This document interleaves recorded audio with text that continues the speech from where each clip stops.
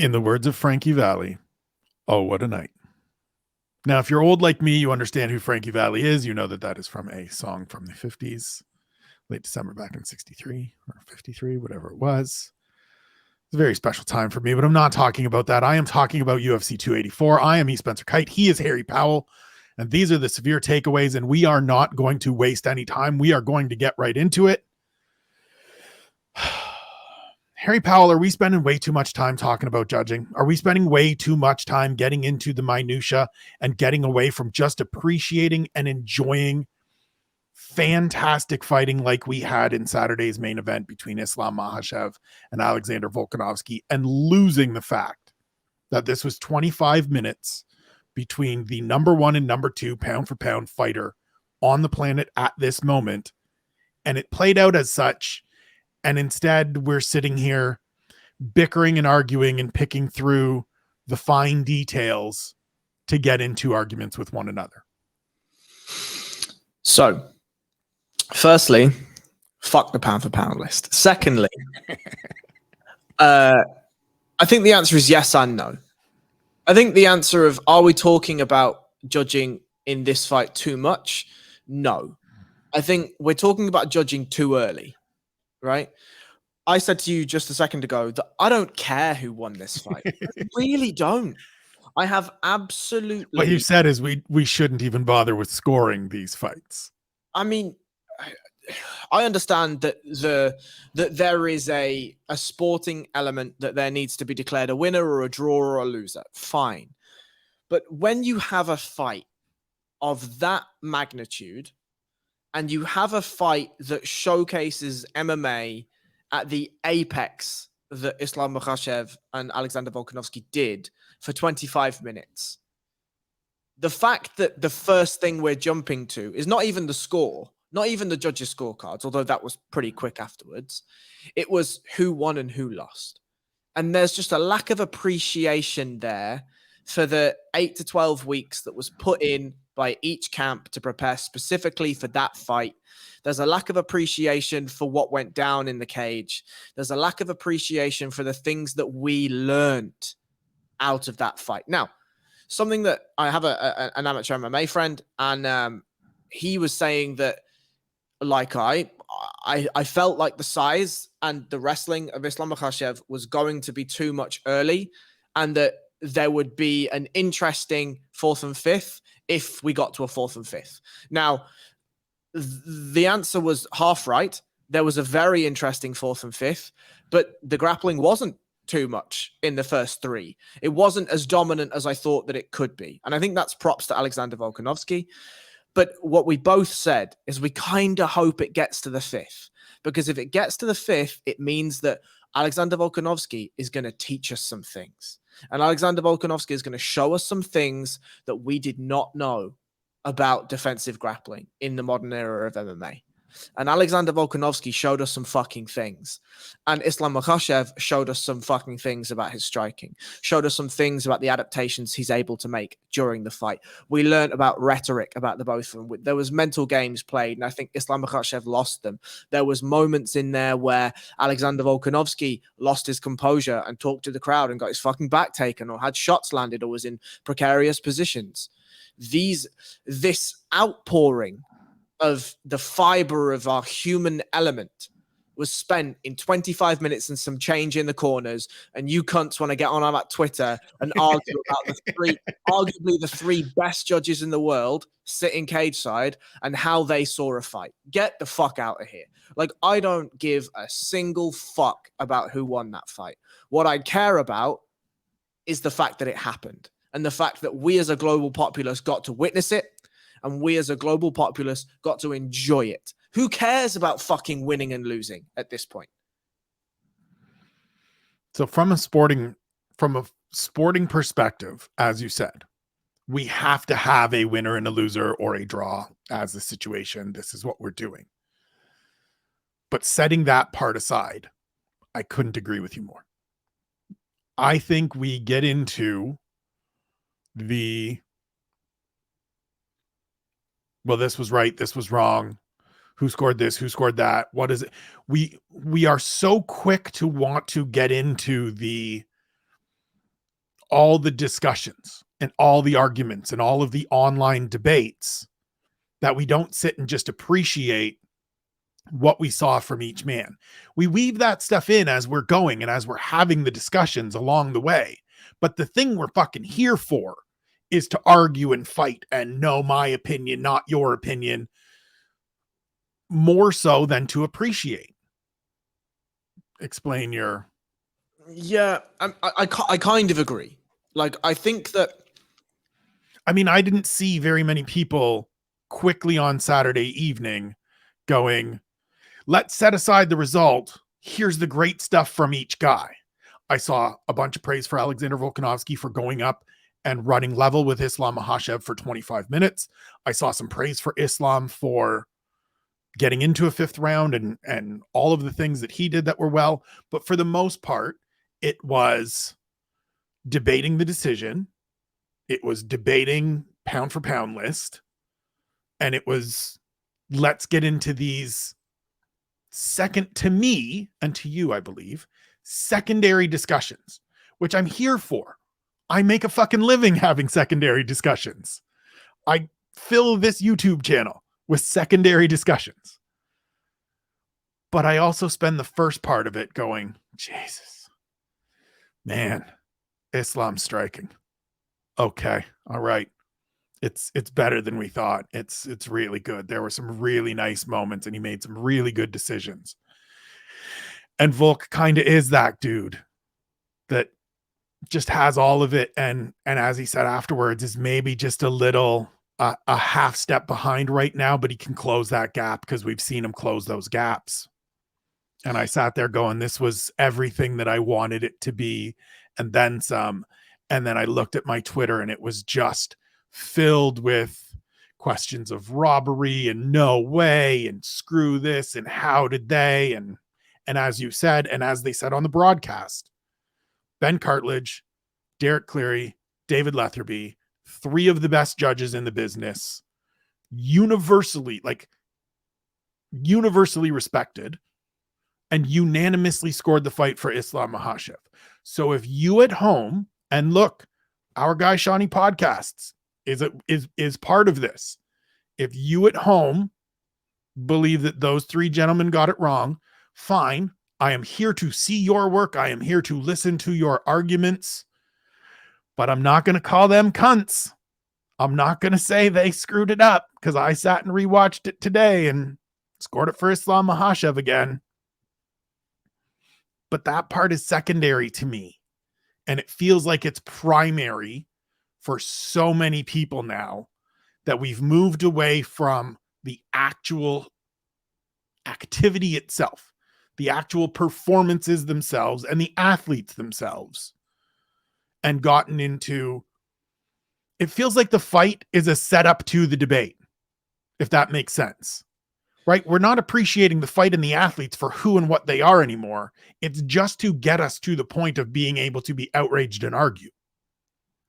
And I'm not fucking interested. So I don't think I don't think it's as extreme as you're painting it. Certainly not. I think some of it is the palette of people that we follow, right? I think some of it is the fact that, you know, if we know that those sorts of rhetorics are happening online, why bother going online after the fight, right? I think that's something that I do that I've enjoyed actually, is when I watch the fights live. As you know, I tend to watch them in silence at 6 a.m. in the morning, and I tend not to have Instagram or Twitter open. I either have a notebook or I have whatever open, and I watch the fights that way because I understand that there is going to be a rhetoric. I tweeted, I think on, I think it was last night or the night before. I can't remember, but there was a judging scorecard posted up by UFC Europe's account. Right. And I just don't think I've seen that before. And they were actively asking fans for what their opinions were. And I think that's great. I think it's a great step in the right direction because judging is a hot button issue. Judging is a point of pain for many fans, many analysts. And for me, watching the fight, I can honestly say I didn't try and score a round. And watching it back again, I honestly didn't try and score a round. I get an intuitive feeling that it was extremely close. And I don't think I'd have a problem with it being scored either way. I don't think it'd be a problem if I saw either guys have their hand raised. Maybe I'll go back and watch it again and actually try and score it myself. But I generally have an intuitive feeling when I'm watching fights, and I get the feeling that somebody won more rounds than the other. And I think my intuitive feeling was that Islam won more rounds than Alexander Volkanovski did. But again, I'm watching it for technique only. And there are things that I've written in my notes that the technique missed. It didn't land. Nothing happened. Just air happened. But I write it down because it's a technique that looks valid and could be interesting in a different situation or scenario. And so, I'm also talking about mental battles and the way that they're talking to each other and all this stuff in my notes. That doesn't fucking score. No judge gives a shit about what they're saying to each other. I think for me, the thing that I take umbrage with is that not that the fight, and again, I don't have such an extreme view as you do, that the fight is there as a setup for the discussion, though I do feel like that is the case in a lot of sports. I think that what this fight did for a positive is that it highlights that judging is really hard, and that judging in its nuances and the way the criteria is written and all of that stuff still to this day leads to interpretation, and probably will lead to interpretation for the rest of eternity. I know that if I watch certain fighters, I have a better understanding of grappling than I do of striking. And so when I watch a fight or look at a fight, I have a more nuanced understanding of what's happening in the grappling, and I will feel in myself more able to score those grappling exchanges than I would from the striking exchanges. Now, obviously, there are variables to that. If I'm live, I can literally hear and see the effect of the punches way better than I can through the screen. But the point still stands, right? I have an internal bias, and that internal bias comes down to the fact that I grapple 7 times a week or 6 times a week or however many I can fit in, and I don't strike at all. I haven't struck in fucking 5 years or whatever it is. Now, I think that there is a conversation to be had about judging here. I think there is a conversation to highlight. I would love, and I know we can't, but I would love to sit down with those 3 judges or be in the meeting afterwards where they discuss their scorecards, because I would learn why they judged it that way. And that would help me to frame my own thoughts slightly differently. Shawnee scored it for Volkanovski. I don't think I have a massive problem with that. You scored it for Islam. I don't think I have a massive problem with that either. I just think these are conversations that should be had when the emotions of the day, the emotions of the fight have relaxed. And I think that's where my feeling comes from, right? My frustration comes from, is that everybody wants to be right. Understandably, I do as well. Everybody wants to be right. Everybody wants to say their opinion is the valid one. And we're doing it in the spur of the moment when we've got 7 other things on the go. And then it becomes a big fight, and we've instantly pivoted from the really great fight that was just in front of us for 25 minutes and the really great tactical battle and the push-pull of these 2 men trying to gain an inch on each other. Can I ask you a question? Absolutely. If Alexander Volkanovski got his hand raised on Saturday night, do you feel any differently about the performances?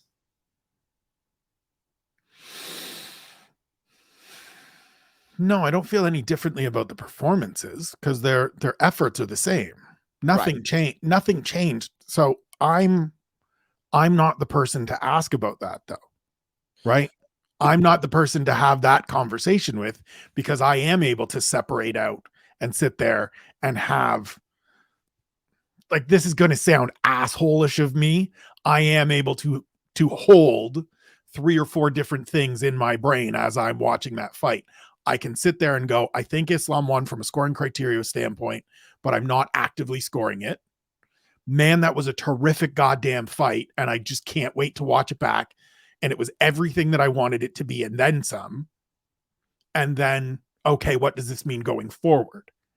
But I think there are certainly people that if Alexander Volkanovski got his hand raised would be outraged and would challenge and would look at that fight differently. Certainly.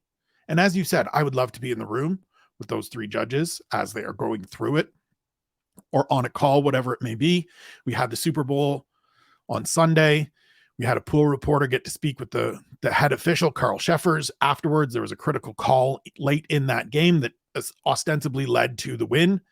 And it's one of those things that I saw a couple people from the MMA world, including Rodrigo Del Campo, say, man, imagine if just one person, imagine if they just tabbed one reporter and said, Jose Youngs, you get to go and talk to whether it's the head of the Australian Athletic Commission, Combative Sports Commission, whatever it is, or you get to speak to whichever judge they want to put out, and you get to ask 3 questions, 5 questions. We're not going into a 30-minute discussion, but you get to get that little bit of transparency from them. How much different this would be. Right. And, just to paint this picture very, very clearly, this isn't the judges not wanting to do this, by the way. Correct. This is the fact that by the association, they are not allowed to speak.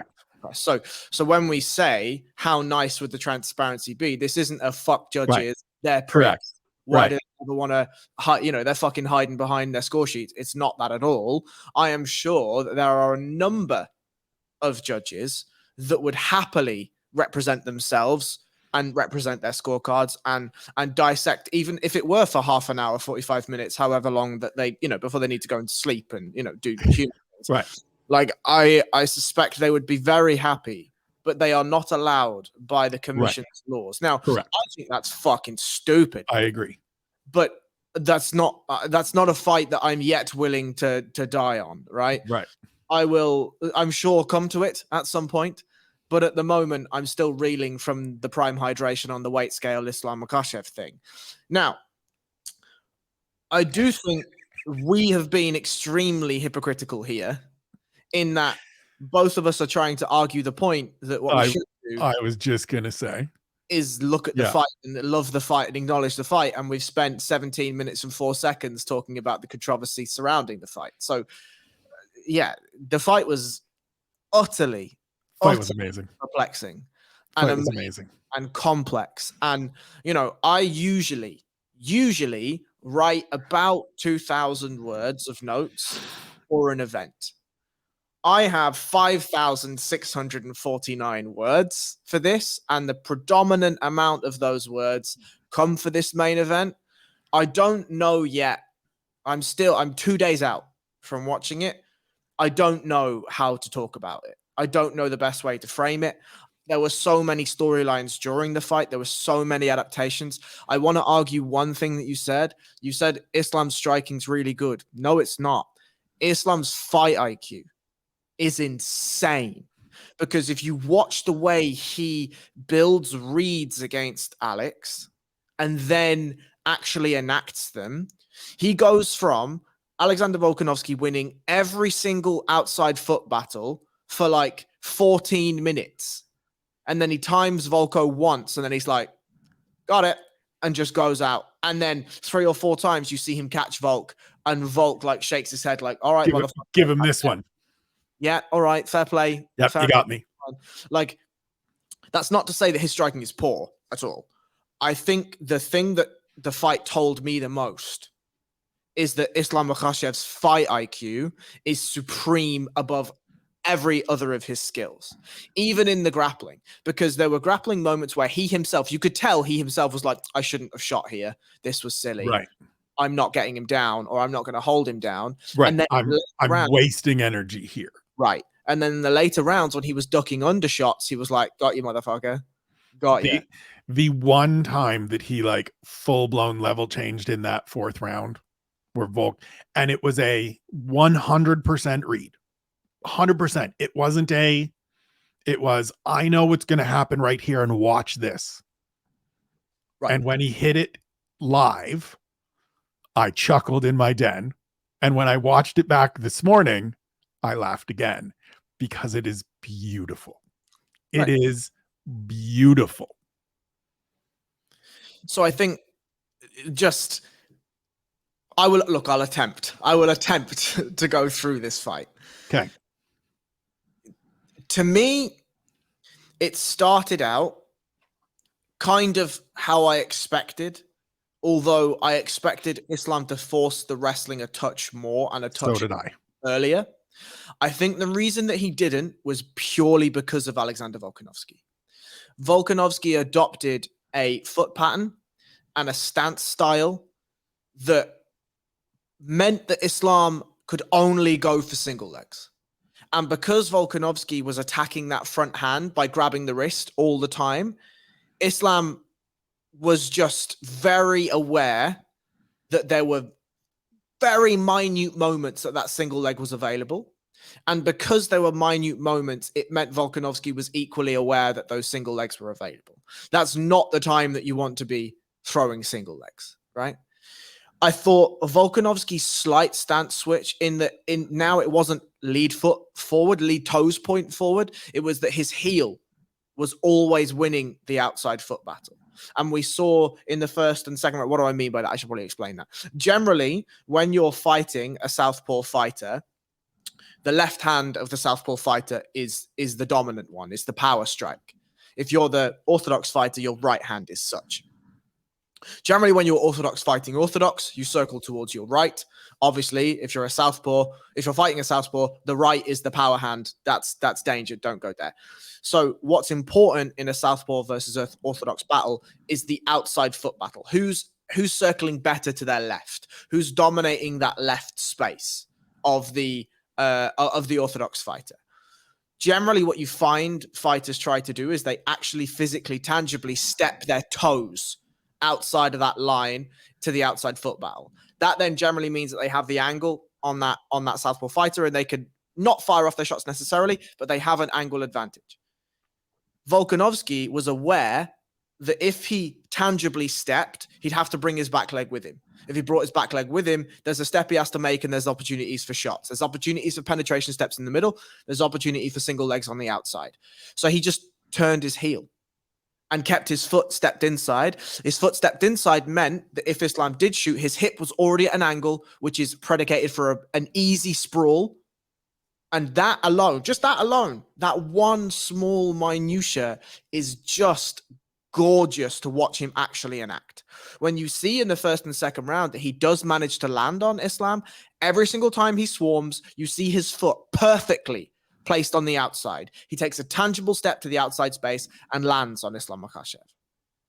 Now, in those first couple of rounds, Islam did kind of what I expected, in that there was a point where he was just getting outmatched on the feet, and he was like, oh, fuck this, I need to grapple, and just bombed through some shots, bombed through some range, and bombed through some space, and got to the cage and did some wrestling things.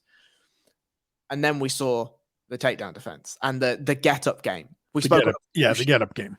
We spoke on the preview show. He's not going to stop the takedowns. He's not going to. He's just not going to. It's just how quickly does he get back to his feet, or get back to a knee, or avoid all of the stuff that we're used to with Islam. Could be before him, others coming up along the ranks of, oh, you're here, your bum's on the ground, I'm going to put your legs in between mine, and we're going to lock those up, and we're going to start climbing, and we're going to grab a wrist, and now you're in misery. And Volk instantly, every single time Islam Makhachev got around a body lock, got around a waist, is fighting hands, is turning in, is looking to reverse, and it's gorgeous. It's gorgeous. I think there was a couple of things that just blew me away with this, right? Most of them, it's just so good. The adherence to fundamental defensive principles were insane. He always kept a split stance. He didn't bring his feet together too often. He always tried to put his weight into the cage. He tried to disrupt Islam having chest to back connection. If he had a body lock, he tried to force it to the middle rather than to a hip. He tried to sit his weight into the hands to try to split the hand grips. He always tried to keep a knee and elbow connection so Islam couldn't get a grapevine hook. The moment he felt pressure come off, he stood up. As soon as he stood up, he tried to get his head to the fence so he couldn't be dragged either side or one. He would follow Islam with light hips rather than heavy hips. He would always try to step out of entanglements, as you say. And I think this was a critical point, actually. He wasn't just looking to be defensive. He was trying to counter Islam. And I think Islam, that since Arman Tsarukyan, that's not really happened, right? No. You get guys being like, I must stop X from leading to Y, not being like, do X, I have Z. And I think that was a very, very pivotal point. And obviously we saw it in the fifth when Alex actually managed to reverse a position and actually managed to get on top, and Islam conceded a bottom position. But I thought the defensive grappling from Alexander Volkanovski, especially when he had his back taken, and even when he didn't have his back taken, was exemplary. The use of the half butterfly, the use of the one butterfly hook to reverse Islam. They call it reverse butterfly. Let's not get into too much of the technical decision, but to off balance. And we said on the preview show, what's he going to have? He's going to have jiu-jitsu tricks to force Islam to react. And he did. He had jiu-jitsu tricks. He had jiu-jitsu tricks, and he used them sublimely well. The timing on everything was gorgeous. The fight IQ on everything was gorgeous. I could not be more impressed. The thing that jumps out to me throughout those grappling exchanges is the thing that I've always loved about Alexander Volkanovski. And if we're creating a Frankenstein's monster of fighters, or if you are coaching young talents, and I don't think this is a thing that can be necessarily coached. I think you either have it in those moments or not. But if you can coach it, try desperately. There's not an ounce of panic. There's not a moment of, oh shit, right? Which is what we see from so many fighters, not just against Islam Makhachev, but in different, right? You get put in a position where your opponent is stronger, your opponent is superior, or you are questioning your own abilities. And the panic sets in, and the panic leads to mistakes, leads to finishes, leads to I caught a loss. And at every single turn where Alexander Volkanovski is heard for 4 months now, since Abu Dhabi, since UFC 280, well, this guy's going to wrestle you, and what are you going to do? He just goes, yeah, all right, fine. It's fine, guys. Let me just get to a knee and get back up, and yeah, I'll fight these hands, and I'll do. I mean, even in that 4th round where, as you said, he makes a mistake.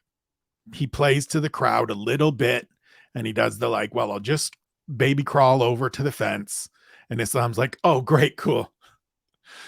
I'm a backpack. He still then spends the next 3 minutes being like, it's fine, guys. I'm okay.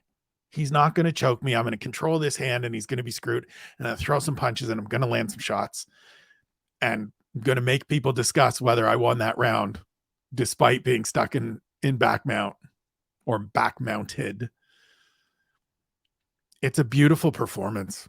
It really is. Like there's not a moment that Alexander Volkanovski should hang his head. There's not a moment where, like, I saw a bunch of people afterwards say, and I think this is correct, it's a fight where Alexander Volkanovski loses the fight, but his stock climbs.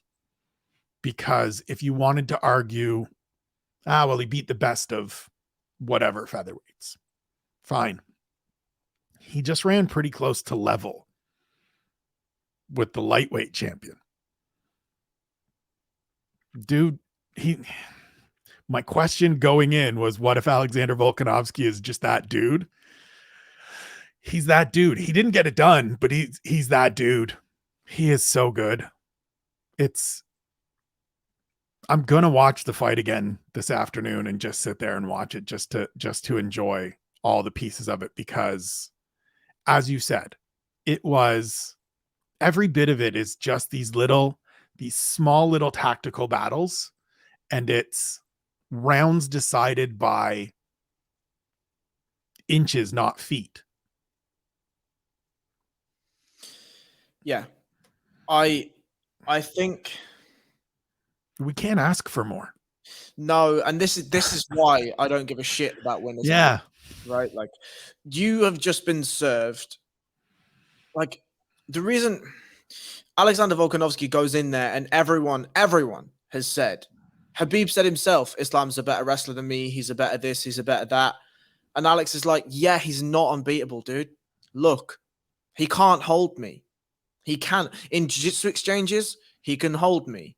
In pure, quote-unquote, wrestling exchanges, and I fucking hate to make that delineation, but I will. Like, in wrestling exchanges, in pure grappling exchanges, I'm good here, G. Don't worry about me. I'll outside trip him. I'll put him in front headlock.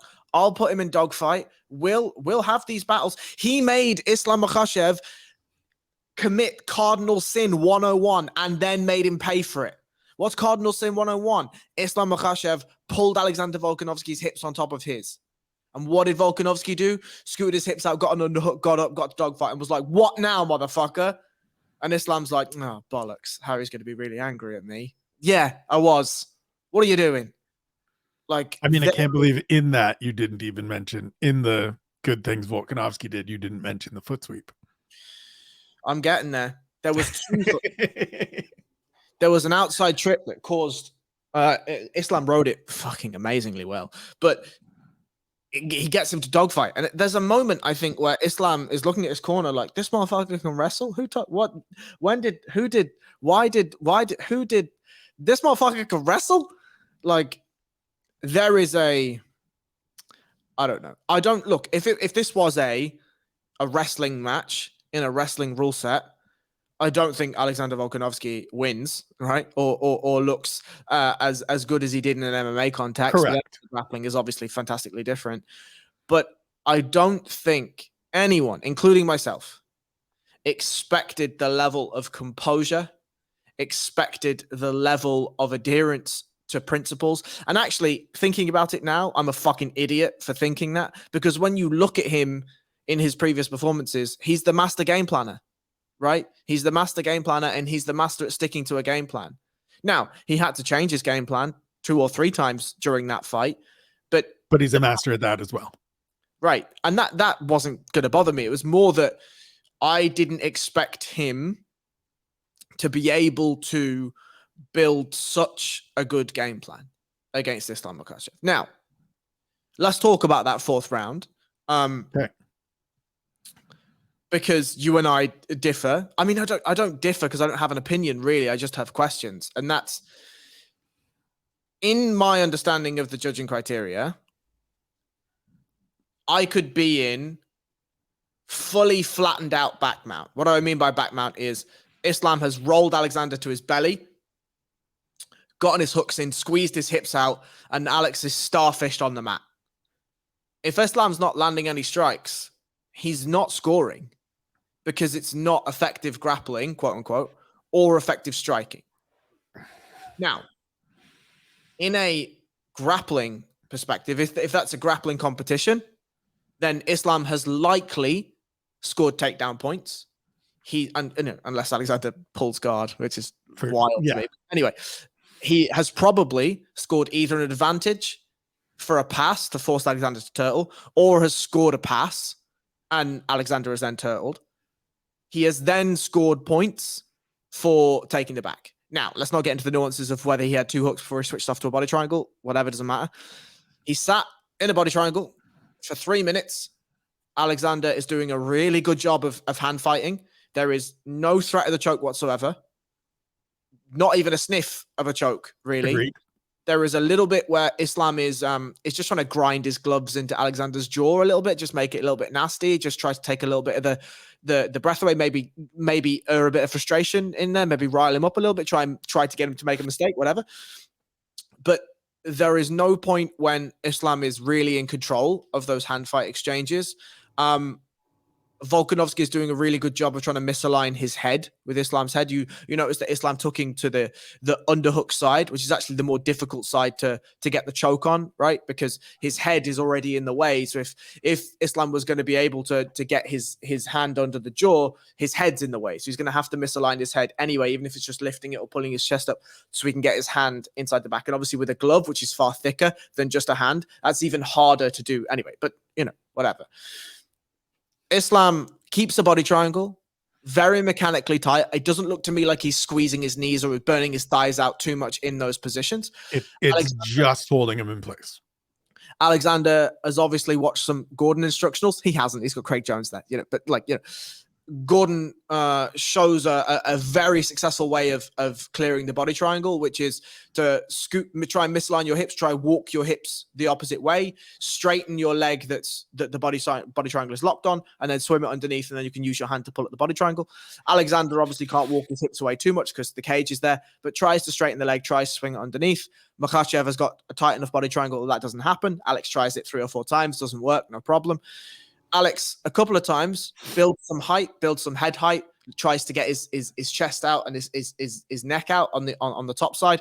Makhachev does a really good job of dragging him with that body triangle back into back control, but does no effective damage, no effective grappling in terms of submissions. Alexander Volkanovski lands, I didn't count, but let's say 30 shots. Not massive shots, obviously, because he's from the back. He doesn't have a great amount of gravity to land those shots, but certainly marks up the eye of Islam Makhachev. To me, there was a couple of strikes on the feet. One very clear, very solid left hand, but nothing crazy. And then we had 3 minutes of back control in which Alexander Volkanovski landed the lion's share of strikes, and it certainly was more effective.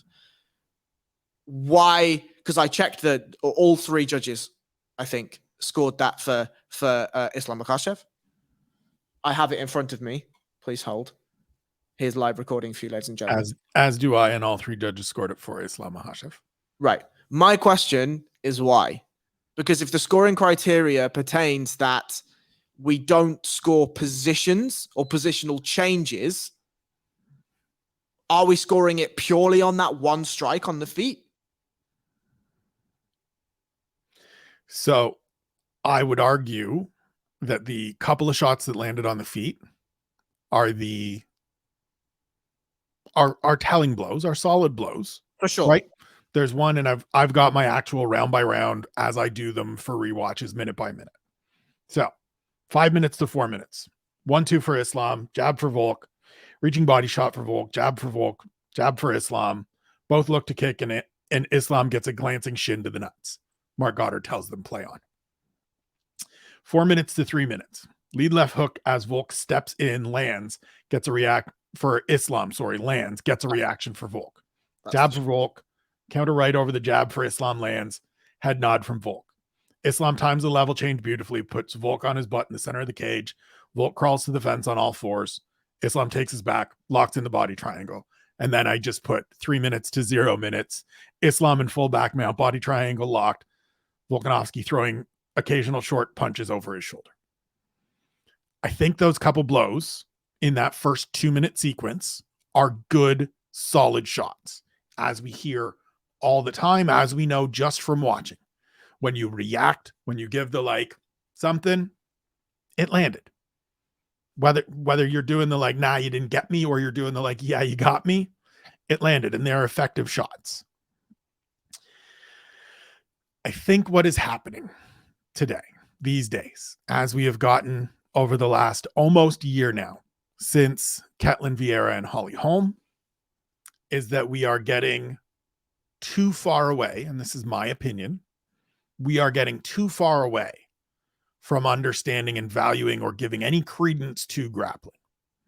It feels to me like we are doing the thing where we go, well, if he's not getting an actual submission, then it does nothing.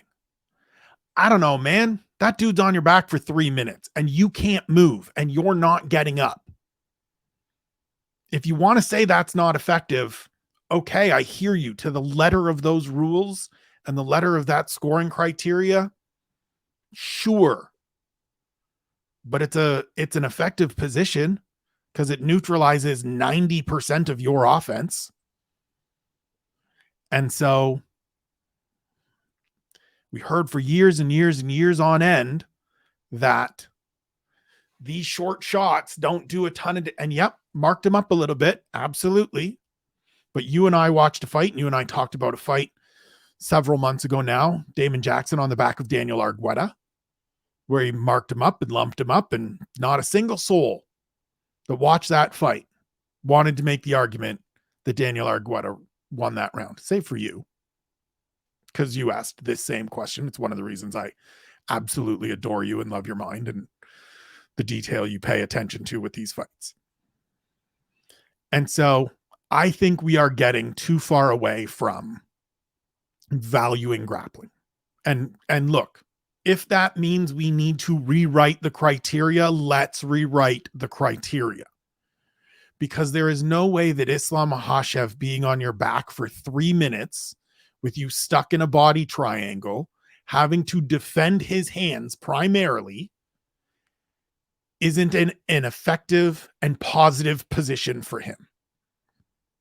Now, can you do some damage? Can you counter as Volk and land some good shots that certainly mark him up and things like that? But we also have talked and have been told forever that it's not about visible physical. It's not just about marking, because some people cut easier, some people bleed easier, some people mark up easier. And so it feels to me, hearing that argument and hearing that be the reason people are scoring that round for Volkanovski, of despite being stuck in a bad position for 3 minutes after getting outstruck in the first 2 minutes, is a tough one for me to take, because it feels like we are getting too far into the granular and not just looking at what happened and being like, really? That dude that had his back taken for 3 minutes won that round to you? I don't know. So I think, to me, I think it's about the gradient of what scores and to what level does it score, right? Like, it certainly is that left hook and the right hand counter to the jab will have scored higher than anything else in that round. Agreed. Right? Because they were the strikes that were closest to finishing the fight. Agreed. Fine. I think where I would have a question about the scoring of the criteria is Islam obviously has taken the back, right? And has taken the back because Alex momentarily lost his concentration. Because there was no way Alex wanted his back taken, right? Like, that wasn't his intention.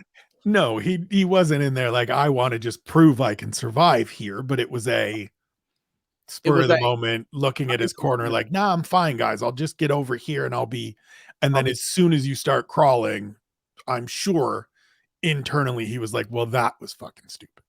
Probably. But I think where I can steel man and straw man this, and let me do that, and we'll go from there. So the steel man for not scoring is because Islam had a quote unquote dominant position and did not use it to dominate the fight. In terms of a fight in modern day is who is searching for the finish. Well, searching for a finish takes action inside a position, right? So, not a position itself. I will counter in here, or I will throw in here, who has the greater potential to finish from that position. Sure, but potential, you can't, in my opinion, potential can't be scored because it's not a tangible. Who is in the greater position? Yeah, sure. But that's my exact point. Yeah. Is like, you can have a position, but if you're not willing to use it, I'm not going to score you for it, right? Because that then goes to, go on. I'm never going to get this fucking steel man out because you're going to keep going. No, yeah, just get the steel man out. That's why I stopped myself. Like, because I'm being me, and I need to just hit mute here and let you go. And I think that and I don't necessarily agree with the steel man, by the way, but like, the steel man is, you can take any position you want. But in MMA, we're trying to build the scoring criteria and the rule set so that the fight finishes. That's what we're trying to do here, right? We'd like less decisions. We'd like more finishes. Grant, no problem. So if you take a good position, a dominant position, like a back mount for 3 minutes with a body triangle, why have you not tried to choke him once? Why is it that only when your eye is marked up, you've only then started to land a few shots when he's done a bit of talking to you and he's done a bit of this and done a bit of that, right? That's the steel man. The straw man is, do you know how hard it is to take a dude's back, bro? Like, okay, Alexander Volkanovski. This is the thing, right? This is, so I get, you're 100% correct. Let me start there. Steel man argument is 100% correct. If you get this position and you don't do anything with it, What are you doing? The counter is, well, that fucker is stuck in a miserable position. And whether I do anything great with it or not, he's stuck in a or they are stuck in a miserable position. So if I've got you flattened out, as you talked about earlier, if I've got you flattened out, starfished on the mat, and if I get you there in 10 seconds and don't do anything with it, and with 20 seconds left in the round, you get up and land a right hand on me, you ain't winning that round. That would be my argument. And I'll to the end with anybody, because you spent 93% of the round stuck in a miserable position, in a position that neutralizes 90% of your effective offense.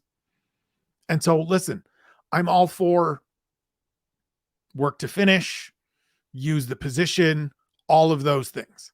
There are certain positions for me, and this again is where the transparency and being able to talk to these judges, have them speak publicly to explain these things, would be so beneficial to you and I and just the public in general.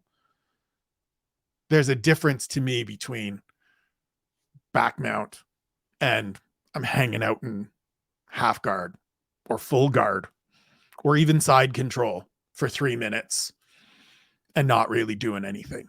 So they're different positions to get to. There's different opportunities. There's, to me, and you can tell me if I'm wrong here from a grappling perspective, there's room for advancement from those initial spots, right? Guard, half guard, side control, whatever. They're not like, where else are you going for back mount? Maybe full mount, sure, certainly. But are you chasing that? Are we telling all of these grapplers that they have to constantly be chasing and constantly be putting themselves at risk of losing the position that they want to get to, that you don't want to get it, that you as the defensive fighter don't want to get in? That's what it feels like we are telling them when we go to this level of granular interpretation or minute by minute, process by process interpretation of the scoring criteria. Is, I don't care that it's the best position you can get to, do fucking more. I think the answer is yes. And I actually think that is fair. Let me make an argument for why I think it's fair.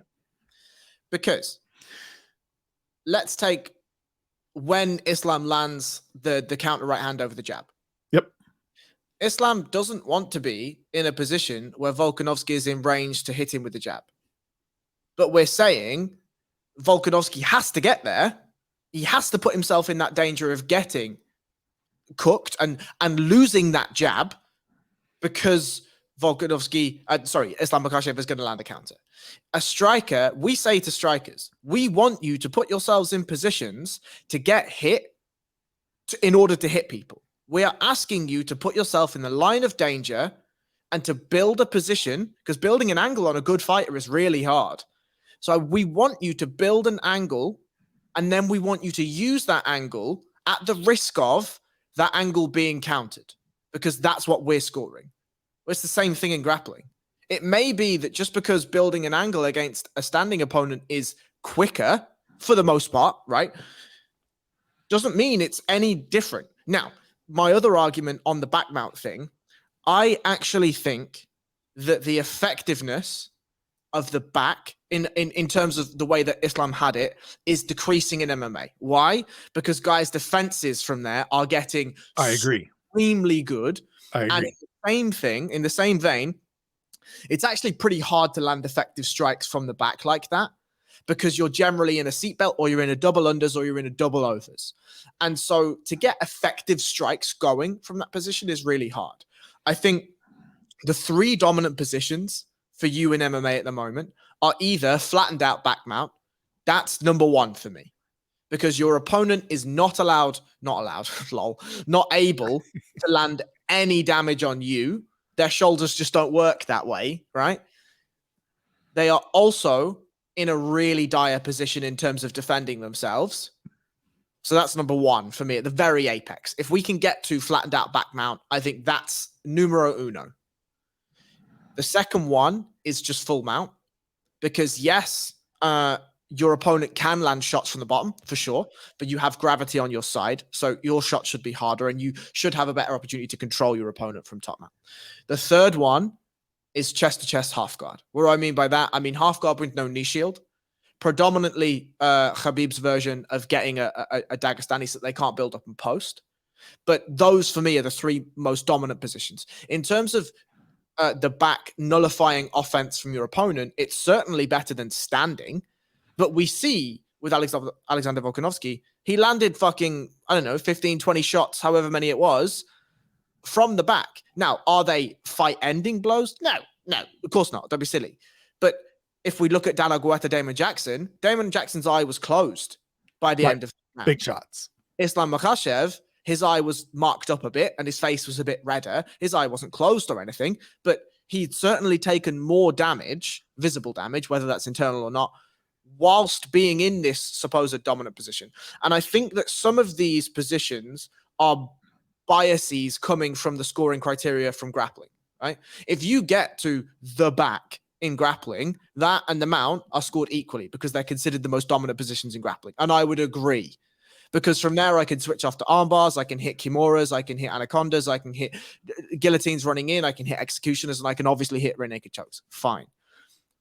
That's not MMA grappling. MMA grappling is completely different. Right. And so I think I have two arguments. The first is actually the effectiveness in modern MMA of the back. And two, that we're asking strikers to use the positions that they work so hard to get to. So why should grappling be any different? I don't think it should be. Well, there we go then. We don't score angle changes, but we score damage. So if you've got a dominant position from a grappling position, use it. Land damage or search for chokes. But I think if you get a dominant position in a striking situation, we constantly see people using it. And even if it's, but like not necessarily hunting, chasing, pressing, they just maintain that spot and know this is the spot where I'm good. Right? Like we don't see strikers that have superior range constantly racing in to land the great big, right? Neil Magny has made his career from effectively being an angular striker.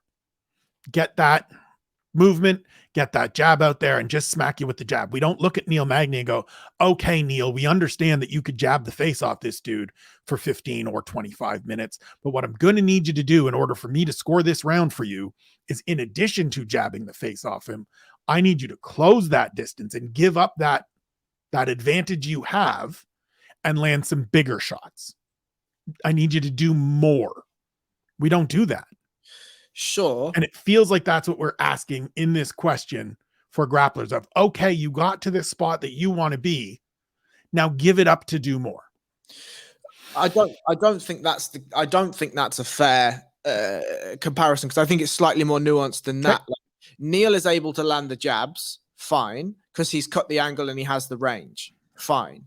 But if the opponent then utilizes that position and ducks under and lands a big right hand, well, he wins that exchange. I think in the grappling, and especially in this scenario, Islam has done the thing, which is getting to the position, but then hasn't even thrown the jab, right? He hasn't tried to look for a face crank to open up a chin. He hasn't tried to really effectively, aggressively win the hand fight. And so I think this, for me, is where the two things break down differently because they are such different things, right? Like, to me, getting to that position is a victory in and of itself and should be rewarded. And we could probably do this for another 53 minutes. Yeah. And I mean, part of it is why I fucking adore this sport and why I adore this fight. Because you and I could honestly, and we probably will throughout the rest of the day, once we're done going through the rest of this card, continue to parse this and argue back and forth and reach out to people that we can reach out to get their thoughts and their ideas and their. But I think the greater takeaway of this to me is that the fight of the year bar has been set, and come and try to match it, folks. I don't know that you can put two fighters together that are going to come close to it, because there is I mean, I'm sure that, you know, there'll be arguments and whatever, but we just watched two of the most elite level fighters, maybe the two most complete elite level fighters, go for 25 minutes. Both of them got dropped. Both of them got hurt. We learned tons about fighting from both of them. We learned tons about themselves from both of them. I mean, it's just, it was an epic fight. It was amazing. Thank you, Islam Makhachev. Thank you, Alexander Volkanovski. Thank you, UFC, for putting it together. It was everything I wanted it to be, and then some. He is Harry Powell. I am E. Spencer Kite. Huxley is in the background there. The Severe Takeaways UFC 284 edition. We move to the co-main event where Yair Rodriguez claimed. Now, by the way, I'm actually sweating after that conversation. Where Yair Rodriguez claimed the interim featherweight title with a second round submission win over Josh Emmett. He is the focus of your Severe Spotlight this week, so I will just clear out and allow you to sing the praises of Yair Rodriguez, who turned in the best, most complete performance of his enigmatic, mercurial, this is what we always wanted you to be, Yair Rodriguez career on Saturday night in Perth, Australia. 100%. If anyone wants to go and read it, please go read it. I'll try to keep things a little more brief here. But the thing that used to frustrate me about Yair Rodriguez is that in terms of if he was a Tekken character, I'd play him all the time, right? All of the skills, all of the variety are there in abundance. He can strike. His timing is fucking brilliant. His dexterity is fantastic. He can fight from both stances. Just a really, really complete stand-up fighter. The problem was focus. The problem was eagerness. The problem was patience. The problem was game planning. And then some of the problem was just defensive grappling, right? Some of it, he reminds me a little of when I was a white belt, and sometimes still to this day, where he's very bendy, right? And he uses that flexibility and he uses that dexterity in times to try to get himself out of bad spots without being technical to get himself out of bad spots. And that's something I personally, Yair, you and I, same boat, legend. I'm essentially... I don't need to know that you're bendy. Yeah, I'm pretty bendy. I've known this, but I don't need to hear it and be reminded of it. Well, I'll get some more videos of me being bendy in a grappling gym for you. I feel like this performance from second one was the first time I saw Yair come of age and turn in a very mature performance. Now, it may be that he's just fighting to the occasion and he really realizes and has really come to terms with the fact that he can be a UFC champion, interim or not. And the guy standing in front of him is a guy that doesn't have the level of skill set that he does on the feet. And he should be able to have quite a wide margin there. And we saw that. From second one, he was like, okay, I've got a longer reach than this guy. This guy doesn't have the footwork that I have. I'm going to angle off. I'm going to throw some teeps in here. I'm not going to commit to anything crazy. But when I find my opportunities, I'm going to take them.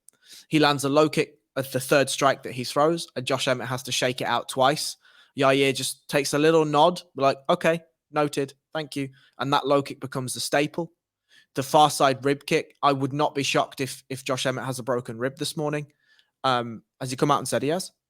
No, I'm just wincing because it makes me hurt even just remembering them. Right. And Yair has such an accuracy that he will hit the same point every single time. Like, if you go and rewatch the fight, you'll notice that the top rib of Josh Emmett is red and everything else is white. Like, Yair has hit that exact spot every single time. No problem. Just keep dinging that top rib, keep dinging that top rib, keep dinging that top rib. And he forced Josh Emmett into this even further reduced skill set of, do I walk through the fire here in order to put my fists on his chin and potentially get eaten alive with knees and elbows and this and that and the next thing? Or do I allow him to set the pace and try and take my opportunities when they come? And that was masterful from Yair. Really, really masterful stuff. Now, Yair made some mistakes. He got caught in some exchanges. He allowed himself to get broiled up with his footwork. I think he maybe sipped his own sauce a little at times and got caught in some exchanges that he really didn't need to be caught in. There was a moment when he rushed Josh Emmett, got wobbled himself, backed up, had to do some defending on the ground things.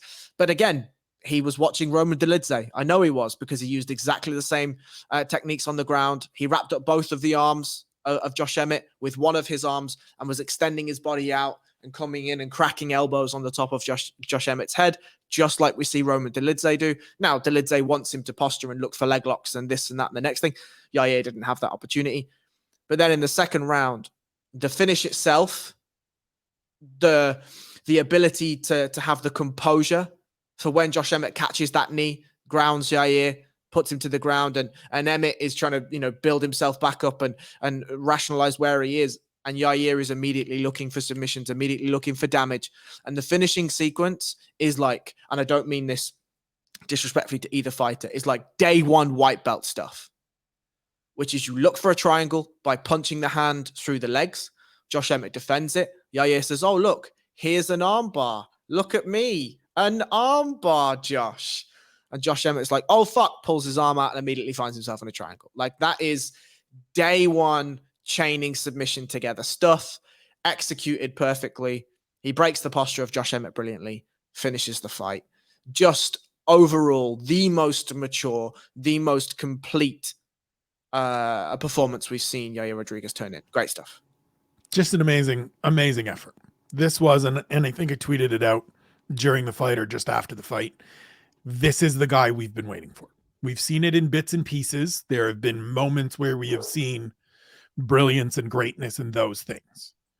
But from a full fight, complete performance standpoint, as you said, still some mistakes, still some little sketchy bits, but everything about this was okay. This is a guy that has figured out or has finally matured to the point of, I have all of this stuff in my arsenal.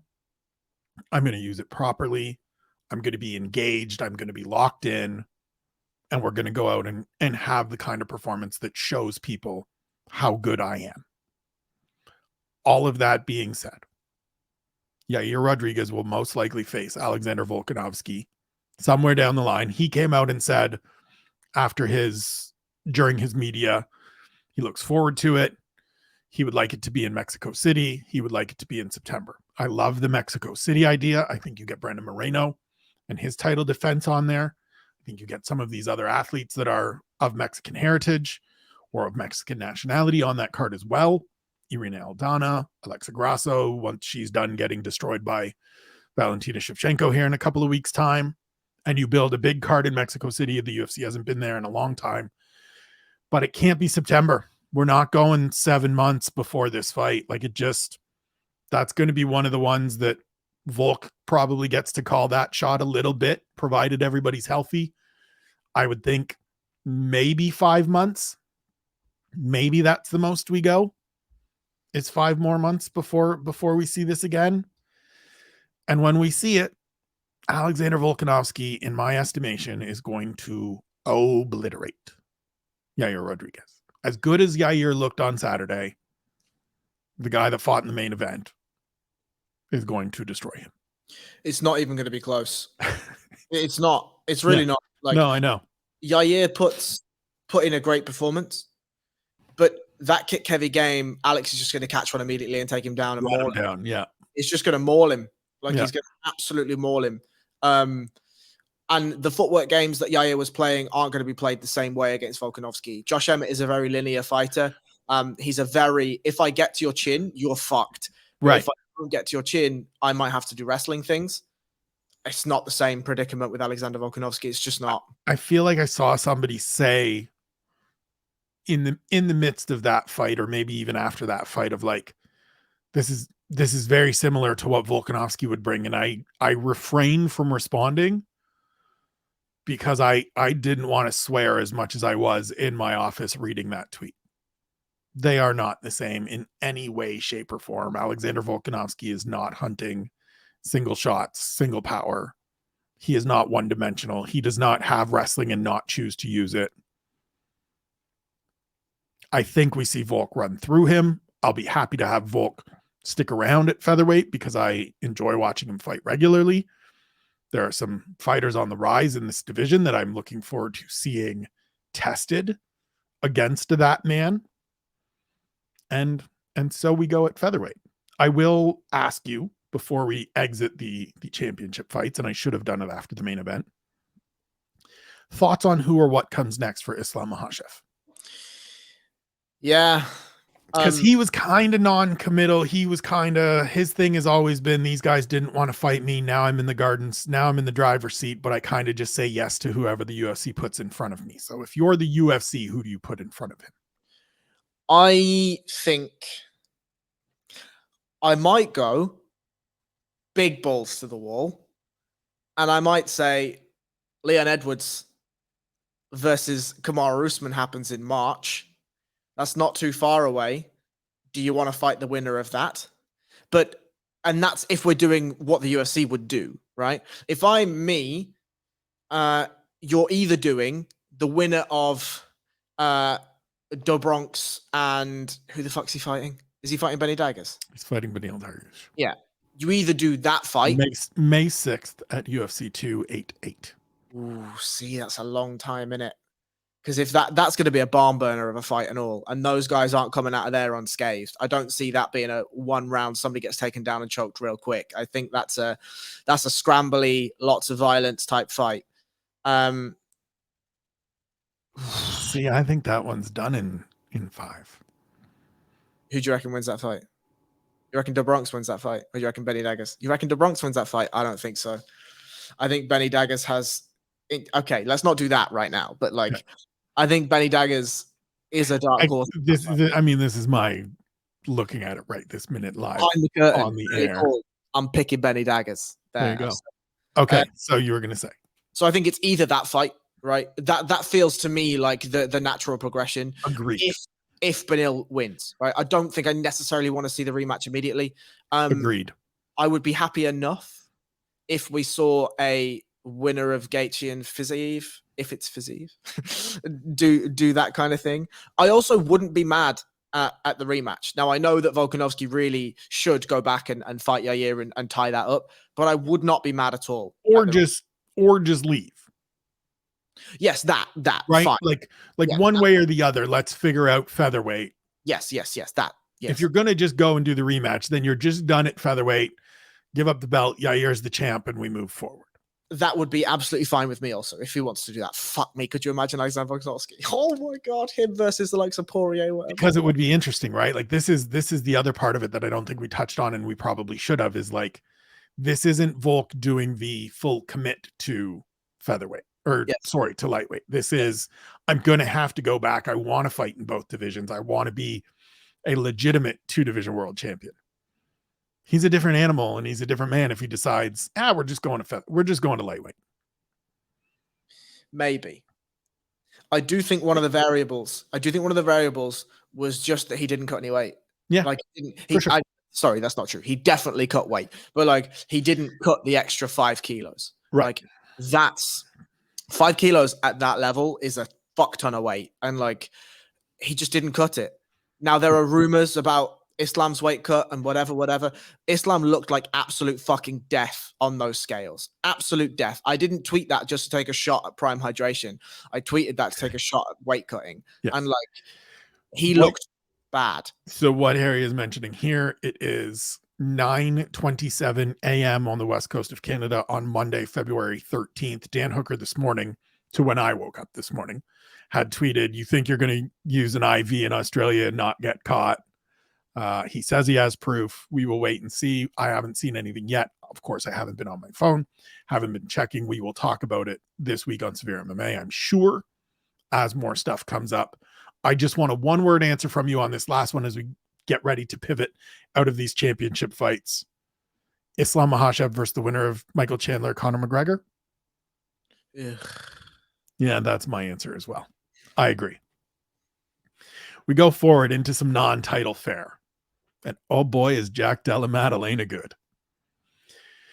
You said to me yesterday, as you were watching through the fights after you had a sleep and got up and watched them in the course of the day, that certainly wasn't plan A, but plan B worked pretty well too. I thought this was going to be the fight where we had to see Jack Della Maddalena make some adjustments, figure some stuff out, go through some challenges. I just didn't think that it was all going to happen in the span of 2 minutes and 13 seconds before he got Randy Brown out of there. I mean, good Lord, this dude. It's 4 fights in 13 months, 4 first round finishes.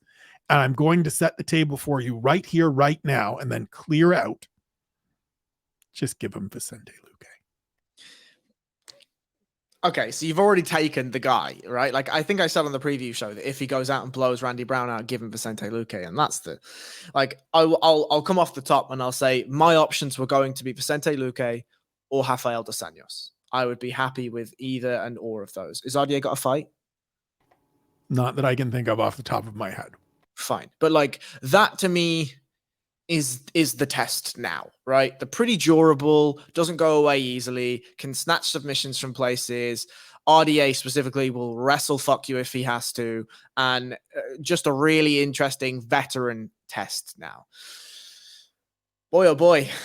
But like, it was a really good version of Randy Brown that we saw on Saturday. He was doing all the right things. Doing all the right things. He was talking to him. He was styling on him a little bit. He was using all of that length. All of it. And you could tell that Della Maddalena was like, oh, yeah, okay. Yeah, he is a bit longer, actually. And okay. He's not where I thought he was when he was supposed to be there. And, he's a bit quicker than I thought he was. Okay. Right. Okay. Well, okay, let's try this then. And let's try this then was like, let me walk through this shot and drop this gargantuan right hand on his fucking chin and see what happens. And Randy Brown saw what happened. And look. Tried to run away and his feet just failed him. I got to give it to Randy Brown. How he wasn't out by the time that he face planted the mat is beyond me, but he managed to turtle quick and he managed to defend himself and he tried to fight for those positions. Della Maddalena didn't even have hooks in by the time that choke was in. But boy, we're going to talk about Josh Colobau in a little while, but I was so impressed with the sniper ability here of Della Maddalena. And that teaches me a little something. That teaches me that what we have here is a man who is willing to go through the fire a little bit because he's confident with that right hand. And I don't mean that in the same way of Josh Emmett, who obviously has that. But that for Josh Emmett is like plan A-1. For Della Maddalena, plan A is I'm going to be on the outside. I'm going to work my footwork. I'm going to get to a boxing rhythm, and then I'm going to start to pressure and move forward. A-1 for Della Maddalena is I'll get to boxing range faster, and I'll be in the pocket, and I'll exchange in the pocket. A-1-2 is I'll be way on the outside, and I'm not going to keep in boxing range. B-5 is, fuck it. I'll just run on in there and clang him and see what happens. Right. There's all these variations for Della that there aren't for Josh Emmett. Right. And the thing that you mentioned there that was very apparent to me in that fight, and it's a thing that you can't teach. Shawnee hates it when you talk about intangibles on preview shows, but they are intangible because they cannot just be, you can't just pass them on to somebody. You can't be in there and say, okay, I'm going to coach you up as to this. His finishing instincts and his processing in those moments, it's pretty impressive. Because as you said, Randy Brown did the right things, turtled quickly, looked to cover up all of those things.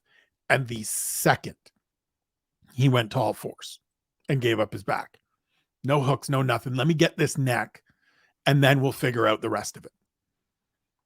That's the stuff that you spoke earlier in the show about, the dominant positions and the important positions and the 3 that are most important. And to me, the thing that we're seeing in MMA over the last couple of years is the proliferation of transition grappling and the guys that are understanding, I don't necessarily have to go A to B to C to D.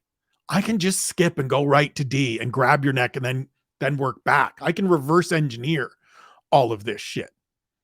And that's what we saw in that finish was, well, where I want to get is your neck. So let me take that. And if I then have to get my hooks in and be on your back and readjust, great. He didn't need to. And he's 4-0. There's a grappler who is in New York. His name is Jason Rao, and he was talking about, maybe it could have been Robert Deagle. Anyway, there was a grappler, right? A relatively prominent leg locker. And he was saying that there's like 5 steps to finish a heel hook. It doesn't matter where you start. As long as you put all of the positions in place, you don't need to do it in a sequential order. You can go 5, 3, 1, 4. You can go 1, 2, 3, 4, 5. You can go as long as you get the 5 in there. It doesn't matter. Finished and great.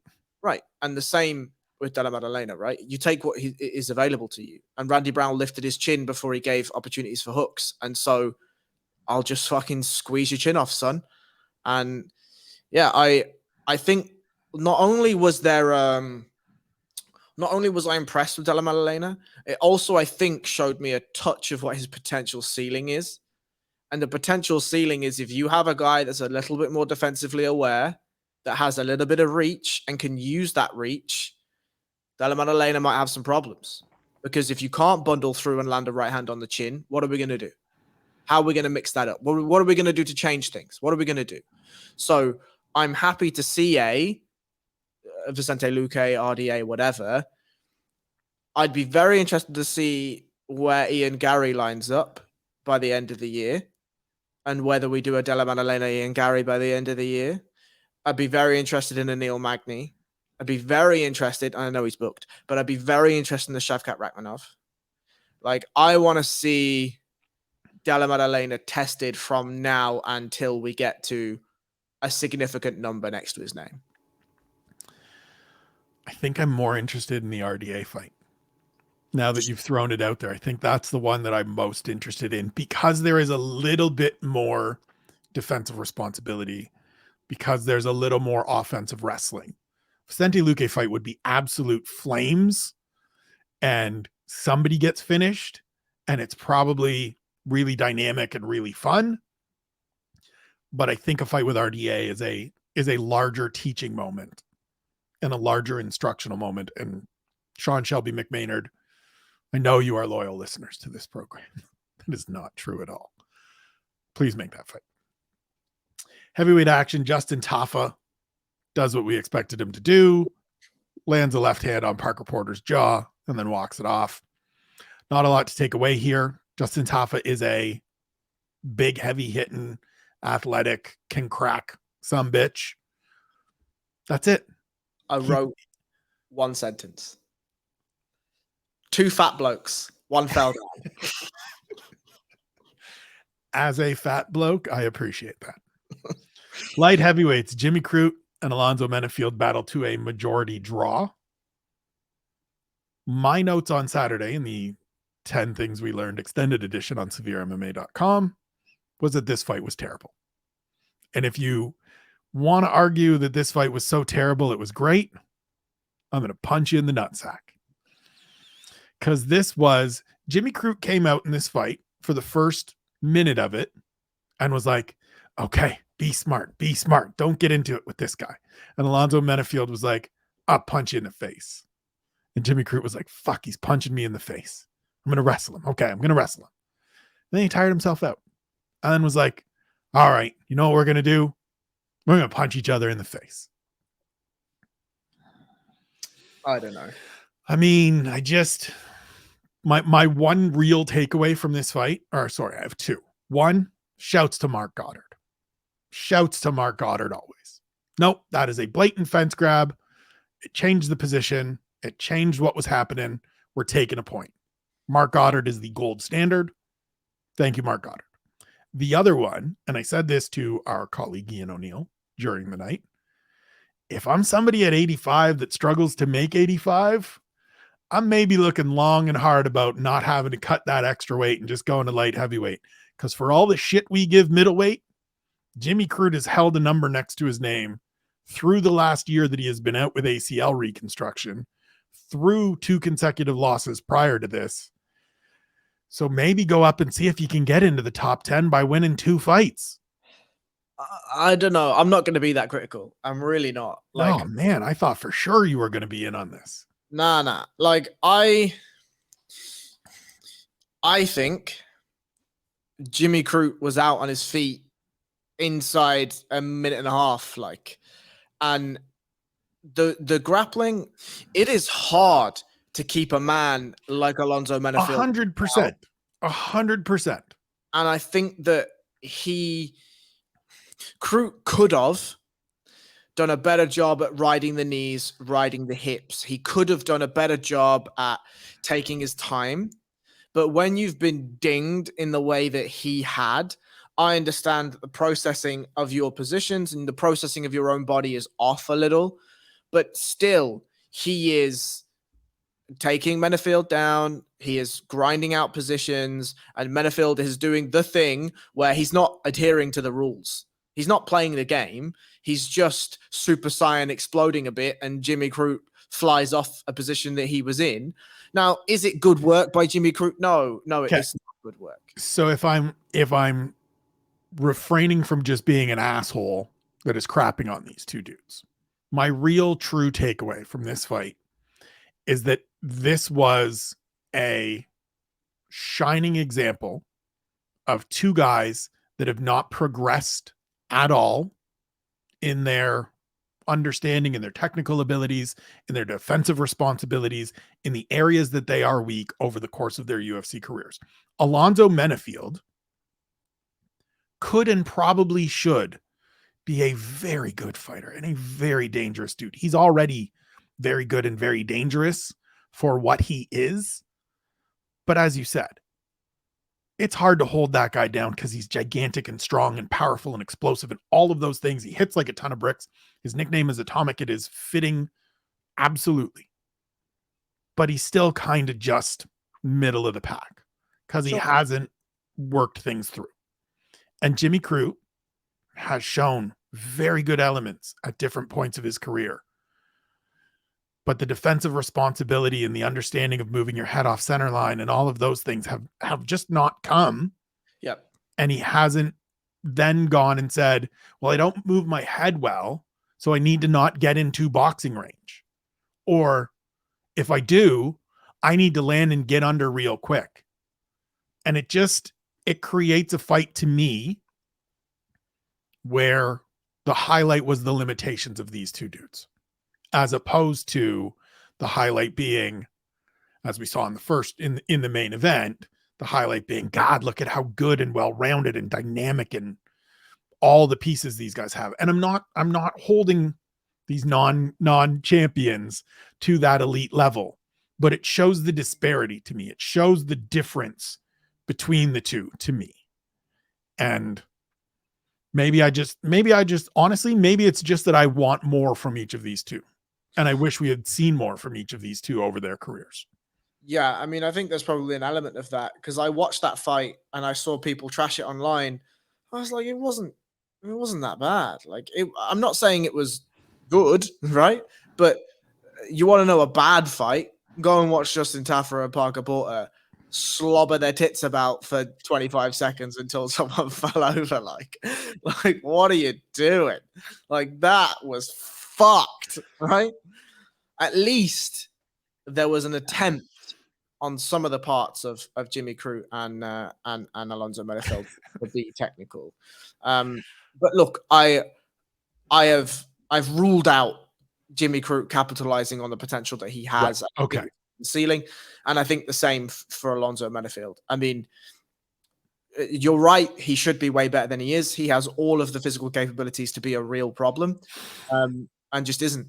So, yeah, no problem. Come for the first 45 minutes of detailed, passionate, loving respect for the main event. Stay for slobbering their tits about for 60 seconds. Move to the prelims. We will pour through this a little bit quicker. Modestas Bukauskas gets a victory in his return to the UFC. This was a fight to me where Tyson Pedro just didn't have the conditioning and the ability to push beyond that 5-minute mark. Modestas did a very good job of mixing things up and kind of keeping him honest in the outside and being the more active guy over those final 2 rounds. But this looked like, I got 5 minutes of energy, and if you get through that 5 minutes, well then, sir, kudos to you. Here's a victory.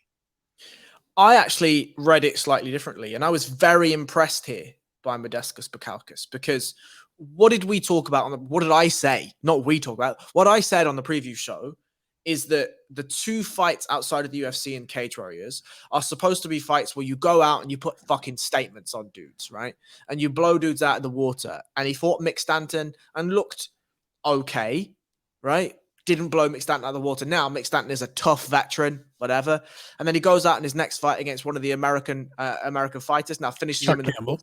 yeah, finishes in the 4th or the 5th round. I can't remember. But again, didn't look 4th. Thank you. Didn't look amazing in that performance. Looked good. Looked fine. Didn't look amazing in that performance. In the performance against Mick Stanton, he looked a bit gun shy. Looked like he didn't want to be in the pocket too much. Looked like he wanted to commit too much. This fight against Tyson Pedro was the absolute opposite. Every single shot he threw, he was in it to be 100% committed. Every shot was thrown 95% volume, 95% power, and Modestas was available to be hit in that, not available to be hit in that, Tyson, he was there to be countered, but he was happy to put himself in the line of potential. He was okay with being in the fire in order to throw his shots. And I think that for me was the most impressive thing. My first note, it said, well, being gun shy isn't an issue if you open up with a wheel kick. And that's what he did. For right? sure. He I certainly looked better than he looked in his first tour of duty in the UFC, and he looked better than I expected him to look fighting for the 3rd time in 14 weeks. And I think for me too, the thing with Tyson Pedro is Tyson expected him to come back. He's got this late replacement dude, and he's going to go in there, and it's going to be this and that and the next thing. Modestas Bukauskas comes out and says, look, fella, I'm here for the 2nd time. I got to put a statement down, and really did. I don't even think it was I'm sure there was a conditioning part to it, but I felt like for me, Tyson was like, I don't want to get knocked out here. So I'm not going to commit as much as I could, should, or maybe would have in other fights, because this guy is throwing absolute fucking heat at me every time we get into an exchange. Fair play to Modestas Bukauskas. Yeah, happy to see him back. Happy to see him get a victory. Look forward to seeing what comes next. Tyson Pedro, right now, over the, had those 2 fights last year. Okay, man, we need to see more than that. Yeah, agree. We need to see more than that. Featherweight action, Joshua Kulibau locks up a rear naked choke on Melsik Bagdasaryan 2 minutes and 2 ticks into the 2nd round. This is absolute 100%. I am just taking full advantage of the one opportunity I have, and I am getting you out of here. This was a really fun fight, a really fascinating. This is how this sport goes sometimes. And, I feel bad for Melsik Bagdasaryan, who looked very, very good for 6 minutes and 38 seconds. And then kind of gets a kick caught and slips on a banana peel and then gets choked out.